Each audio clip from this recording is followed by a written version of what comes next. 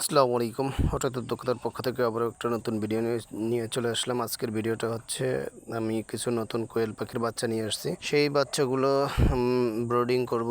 সেই ব্রোডিংয়ের প্রসেস আপনাদের একটু দেখানোর চেষ্টা। এই যে দেখেন, আমি এই জায়গায় লাইটগুলো আগে এই ঘরের ভিতরে জ্বালাই রেখে গেছিলাম, কিন্তু আমার বোর্ডটা একটু আসতে লেট করলো, তাই আমি বাচ্চা নিয়ে আসছি। এরপরে বোর্ড এগুলো সব যেহেতু বাচ্চা চলে আসছে, এরপরে বোর্ডগুলো নিয়ে আসলাম। নিয়ে আসার পরে এরপরে সুন্দর এই ব্রোডিংয়ের যে ব্যবস্থা, সেই ব্যবস্থাটা আমরা প্রসেসটা তৈরি করতেছি। এই যে দেখেন, পেপার নিয়ে আসছি।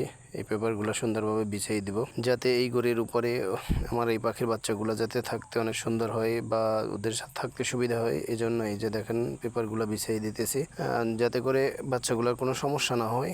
এই জন্য আসলে এই পেপারগুলো বিছানো আসলে অনেক কষ্ট। এই বাল্বের ভিতরে অনেক তাপ।